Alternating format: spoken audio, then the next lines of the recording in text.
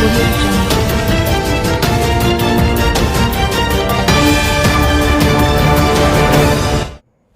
हिंद, जय भारत। आप देख रहे हैं राजस्थान प्रदेश की कुछ खास खबरें।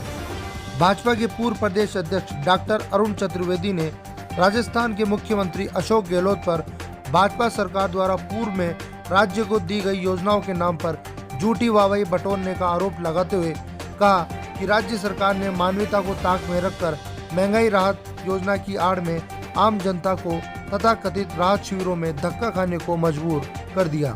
भाजपा नेता डॉक्टर अरुण चतुर्वेदी ने कहा कि मुख्यमंत्री रोजाना सुबह आम जन को एक झूठ परोसते हैं और उसी झूठ को बेचने का काम कर रहे हैं। वर्ष 2003 से 2008 के दौरान जब राज्य में भाजपा की सरकार थी, तब देश में पहली बार राजस्थान में पालनहार योजना की शुरुआत की गई, जिसकी देश भर में प्रशंसा हुई और कई राज्य सरकारों ने इस योजना को अपनाया।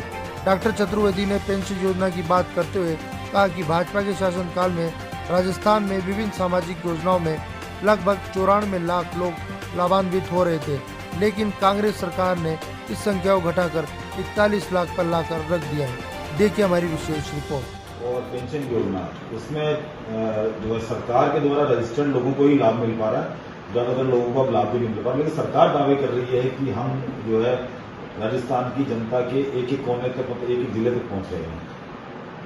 लेकिन मैं कह सकता हूं कि मुख्यमंत्री जी रोजाना सुबह एक झूठ को परोसते हैं और जनता को बेचने का काम करते हैं।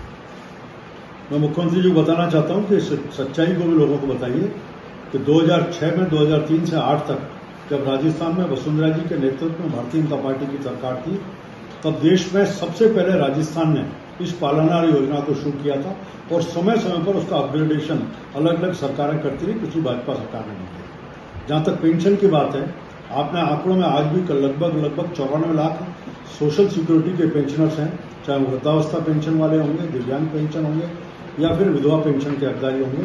उनमें से मात्र 41 लाख लोगों को आपने पेंशन दी है और अपने गाल बजाने का काम कर रहे हो। 41 लाख को हमने पेंशन करके 1000 रुपये दे दिए।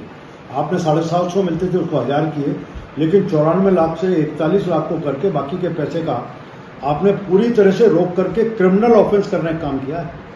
आज उनका सीधा हकदार थे। अगर वेरिफिकेशन नहीं हुआ तो आप तारीख बढ़ाते, 1 बार बढ़ाते, 2 बार बढ़ाते, 3 बार बढ़ाते और उनको इसको हक देने का काम आपका था।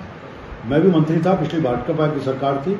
हमने उन सबका बैंक अकाउंट खोले, बैंक अकाउंट के माध्यम से पेंशन को ट्रांसफर किया। उसके साथ वेरिफिकेशन के लिए एक भी पेंशनर की पेंशन नहीं रोकी, बार बार समय बढ़ाते हुए वर्ष भर में उसकी पेंशन पूरी वेरिफिकेशन को पूरा करते थे और सबकी पेंशन देते थे। केवल मुख्यमंत्री जी, आपकी सरकार रोजाना को रोजाना आप वोट को प्रभावित करने के लिए झूठ बोलते हो, लोगों को प्रभावित करने का काम कर रहे हो और लाभ के नाम पर केवल पंजीरी परोसने का काम करते हो, वास्तव में लाभ नहीं दे रहे। ये तो योजनाओं का लाभ है, उन लोगों को नहीं मिल पाया है जो महंगाई राहत कैंप में नहीं पहुंचे हैं। क्या आपको लगता है कि कैंप तक आना, मतलब एक बुजुर्ग आदमी के लिए कितना वैसे भी कठिन होता है? मैंने इस बात को पहले भी कहा कि आपके पास जानकारी में है कि पहले ही पेंशनर कितने हैं, और जब आपने 500 से 750 उसकी पेंशन की, उस समय आपने किसी को रजिस्ट्रेशन नहीं बढ़ाया और 750 से 1000 करते हो तो आप कहते हो कि राहत कैंप में आओगे तभी आपको राहत मिलने काम होगी। उस 45 डिग्री टेम्परेचर में बुजुर्ग को, विधवा को, दिव्यांग को आप कैंप में बुलाना चाहते हो, उस माँ को जिसके पति की डेथ हो चुकी है।